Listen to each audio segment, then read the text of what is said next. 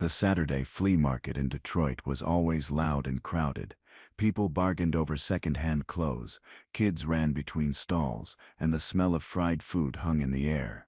At the very edge of the market, near a row of broken streetlights, a teenage girl arranged fresh flowers on a small wooden table. Her name was Lila, and she had never spoken a word in her life. Most people passed her by without noticing. That afternoon, a black Mercedes pulled up, and a wealthy woman stepped out. Lila pointed at her, then held up a note. Lila's daily life was simple. Each morning, she carefully arranged roses, daisies, and lilies she bought from a local grower. Customers liked her flowers, but rarely lingered. She couldn't speak to draw them in, so she relied on her neat handwriting and soft gestures. Most of the time, people treated her stall as background. They never imagined she carried secrets far bigger than herself. She was the quiet shadow of the market, always watching, always listening in her own way, even if no one paid her attention. Silence was her world, and her notebook her only voice. The vendors were a tight-knit group, but fear ran through them. Rumors swirled that the city planned to sell the market land. This place was more than income. It was their family. Everyone knew change was coming. Stalls closed earlier than usual, and whispers spread of eviction notices already drafted. The market that had raised generations was now at risk of vanishing. Some vendors cursed the wealthy developers. Others stayed quiet, afraid of losing what little they had. Among them, Lila noticed everything. She watched faces, body language, and fragments others missed. She knew something others didn't. Lila had never spoken a word, but her silence made her sharper. She carried an old notebook, dog-eared from years of use, where she scribbled notes, sketches, and symbols. It was her language. People dismissed her as a mute girl who sold flowers and wrote odd things. They didn't realize her notes weren't random. They were records, patterns she had tracked since childhood. Some entries were about market gossip, but others were darker. Lila had pieced together parts of a story no one dared tell, a mystery that lingered in her family's memory. And today, it would resurface. The black Mercedes rolled into the market, its glossy surface standing out against cracked pavement. Doors opened, and Vivian Hart emerged in high heels and a tailored coat, trailed by assistants and cameras. Everyone recognized her, the millionaire developer behind the new project. She was powerful, untouchable, and her arrival turned every head. Vendors went silent, afraid to speak against her. Some bowed their heads, pretending not to watch. For them, Vivian wasn't just a businesswoman. She was the threat looming over their future. Yet Lila's gaze locked on her, as if she had been waiting all along. Vivian walked slowly through the market aisles, making notes, pointing at stalls, whispering to her aides. To the vendors, it felt like their lives were being measured and priced. Mothers hugged their children tighter, unsure if their livelihoods would vanish by winter. Vivian smiled faintly, but the look in her eyes was cold. She saw opportunity where others saw home. No one dared confront her, except Lila. Standing at her flower stall, Lila didn't lower her head. She gripped her notebook tightly, her hands trembling, waiting for the exact moment to act. The silence grew heavier around her. Then it happened. Lila raised her hand and pointed directly at Vivian. People gasped. A mute girl, pointing at the most powerful woman in the city, was unthinkable. Vivian paused, startled, before regaining her composure. Lila slid her notebook forward, a page marked with shaky letters. Marcus, a young journalist walking nearby, leaned in out of curiosity. On the page were words that no one expected. Ask her about the girl who vanished. Shock spread through the vendors. For a second, the noise of the market seemed to vanish. Vivian's confident expression flickered, as if something hit a nerve. The note stirred old whispers. 20 years ago, a teenage girl had vanished from this very neighborhood. The case had gone cold, unsolved, buried under other tragedies of the city. Some said she ran away. Others whispered about money, but no truth ever came. Families moved on, though wounds never fully healed. Now Lila's message cracked open that forgotten wound. Marcus recognized the story immediately. As a journalist, he had read about it, but never touched it, too old, too vague. But here was a mute flower seller accusing a millionaire of knowing something no one else dared say. Marcus's instincts as a reporter kicked in. He lingered near the stall, pretending to buy flowers, while watching Vivian stiffen at the note. Most saw nothing, but Marcus noticed her eyes shift quickly to her aide. It wasn't anger, it was fear. That reaction alone told him there was a story here. He glanced at Lila, who kept her eyes locked on Vivian like she was peeling away her mask. Marcus decided then. This wasn't about flowers or redevelopment. This was about the 20-year-old disappearance, and somehow this silent teenager knew more than anyone had ever admitted. Later, Marcus approached Lila carefully. He knew she couldn't speak, so he gestured toward her notebook. She opened it and began writing quickly. The words were fragments, names, dates, symbols. At first it looked like nonsense. But Marcus noticed patterns. She had been collecting details for years. He asked who taught her this, but she shook her head. Lila didn't trust easily. Instead, she tore out a page and handed it to him.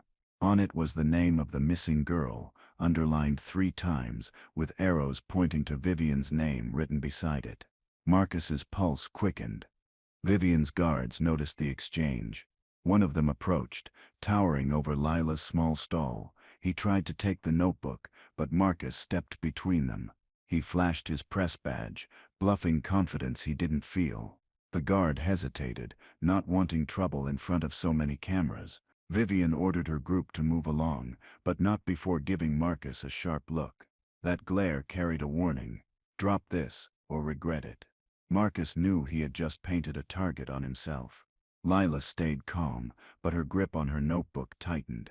The silent girl had started something dangerous. Rumors began spreading across the market by evening. Vendors whispered that Vivian was hiding something.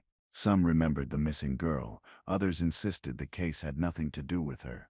Fear mixed with hope. If Lila had uncovered the truth, maybe the market could be saved. Marcus collected fragments of stories from older vendors. Some recalled seeing Vivian's father around the time of the disappearance. Others hinted at shady deals. The more Marcus dug, the more the air thickened with tension. The market, once noisy with laughter, now carried the uneasy hum of suspicion that wouldn't fade. Marcus returned home and pulled up archived reports on the missing girl. Her name was Sarah Wilkins, daughter of a shop owner who vanished one night after closing the stall. No witnesses, no suspects. But digging deeper, Marcus found a connection. Vivian's family business had bought property nearby around the same time. The timeline matched too perfectly. His chest tightened. This wasn't random. He scribbled notes, realizing Vivian's family might have buried the case with money and influence. Yet he had no proof. He needed Lila's notebook, her years of observations, to make the case real. But could he trust her? The next day, Lila revealed a hidden stash of old letters and photos. She had kept them in a tin box under her flower stall. They were yellowed, water-damaged, but carried pieces of the past. One letter mentioned Sarah's fear of someone following her home. A photo showed Sarah outside the market, with a blurred figure in the background. Lila had been collecting and saving these like treasures. Marcus was stunned. This mute teenager had built a private archive of a 20-year-old mystery, but questions remained. How did she get them? And why had she chosen today to speak? Marcus doubted. It didn't make sense that a teenage girl, born years after Sarah's disappearance, could solve it when the police never could. Maybe she was just chasing ghosts. He worried he was risking his career, chasing a child's obsession. Lila saw the hesitation in his eyes. She turned away, refusing to hand over more notes. For her, trust was fragile. She had put herself at risk by pointing at Vivian, and now Marcus's doubt stung like betrayal. He walked away frustrated, unsure if he was following a real lead or being played by a silent girl's fantasies. That night, Marcus replayed the look in Vivian's eyes. It wasn't guilt, it was fear. Fear of exposure. He realized he had been wrong to doubt Lila. Her silence didn't mean weakness. It meant she had learned to pay attention when no one else did. Determined, he returned to the market the next morning. But Lila ignored him, hurt by his earlier hesitation. He had to earn back her trust, and fast. The answers were in her notebook, but without her, he had nothing, and the clock was ticking. Vivian's redevelopment would wipe out every trace of evidence soon. Marcus tried to continue alone. He searched public records, interviewed old detectives, and followed dead leads. Everywhere he turned, doors slammed shut. The police files were sealed. Witnesses claimed memory loss. Vivian's influence was everywhere. He realized he couldn't crack this alone. Frustration grew as he hit wall after wall. Lila's silence echoed in his mind, reminding him of the missing pieces only she held. Without her notebook, he was blind. Without her sharp eyes, he was chasing shadows. The mystery was too old, too buried. Vivian seemed untouchable. Marcus finally admitted defeat. He needed Lila more than ever. Returning to her stall, Marcus humbled himself. He didn't ask for evidence. He simply sat quietly, watching her arrange flowers. Hours passed. At last Lila slid her notebook toward him.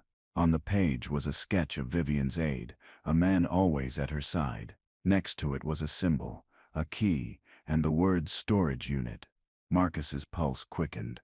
Lila had noticed things others ignored.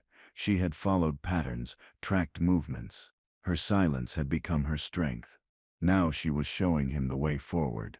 Not with words, but with clarity only she could see. The investigation wasn't over. Meanwhile, Vivian moved faster. She scheduled a press conference to announce the redevelopment project. She framed it as a gift to the city, a way to modernize and improve lives. But the vendors knew better. They felt the ground slipping from under them. Stalls were marked with chalk. Property values shifted, and eviction notices loomed. The market buzzed with anger, but no one dared stand against her. Fear of losing everything silenced them. Yet Lila stood her ground, notebook ready. She knew the truth was close, and soon the world would see Vivian's empire wasn't built on generosity. At the press conference, cameras flashed as Vivian stood at the podium, smiling, praising the future she promised to build. The audience clapped politely, but Marcus noticed the cracks. Her smile was forced, her hands tight on the podium. She tried to present herself as a savior, but Lila sat quietly in the crowd, notebook in hand. Marcus could feel it, the calm before a storm. Everyone thought Vivian had won, that the market was finished. But Lila wasn't here to watch. She was here to reveal. The silence around her felt like a match waiting for a spark. As the event went on, Lila slowly stood and moved to the front. People whispered, recognizing the mute flower seller. She opened her notebook and held it high. On the page were words written in bold letters. She lied. The room fell silent.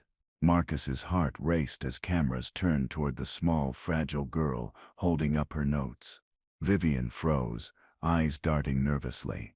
For years, no one had dared accuse her publicly. But here was Lila without a voice, using her notebook to cut through the noise. The silence was deafening, and the tension unbearable. Something was about to break. Lila flipped the page. This time it showed dates and names, records of where Vivian claimed to be during the time of Sarah's disappearance. But the dates contradicted her public story. The evidence was damning, though handwritten. Marcus shouted for cameras to capture it. Reporters snapped photos, and murmurs spread. Vivian's face drained of color. Her carefully built image cracked under the weight of a mute girl's notes. Lila's hand shook, but she didn't back down. She pointed again at Vivian. The message was clear. You cannot bury the truth forever. The crowd erupted, sensing a scandal exploding before them. Marcus worked quickly, piecing together Lila's notes and his own research. He realized the redevelopment plan wasn't about saving the city. It was about covering tracks, demolishing the market to erase physical evidence tied to Sarah's disappearance. Old storage units, abandoned stalls, and forgotten corners all held fragments of the past. By tearing them down, Vivian could bury the last traces of truth. But Lila had been watching too closely. She knew what was hidden and where. And now, in front of flashing cameras, that plan was collapsing. Vivian was no longer untouchable. Her empire of lies trembled. The twist came suddenly. As reporters demanded answers, Vivian's aide stepped forward, trying to protect her. But Lila's notebook revealed more. A symbol, a name, a hidden connection. The aide wasn't just helping Vivian, he was the one behind Sarah's disappearance. Years ago he had worked in the neighborhood, using Vivian's family business as cover. Vivian hadn't orchestrated the crime, she had been silenced by him. The room erupted in chaos. Vivian's shocked face told the truth. She had been living under his shadow. The true villain had been at her side all along, manipulating everything to stay hidden. Vivian, once cold and untouchable, now looked broken. The truth was out.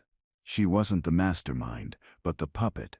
Fear had kept her quiet for 2 decades, and the aide used her wealth to bury the crime. She had built her empire on silence, afraid of exposure. The revelation shook the crowd. Some pitied her, others didn't care. Vivian's reputation crumbled regardless. She tried to speak, to explain, but her words were drowned out by cameras, shouts, and police moving in. The aide's face hardened. His power was gone, and all it took was a mute girl with a notebook. Police swarmed the press conference, detaining the aide as reporters shouted questions.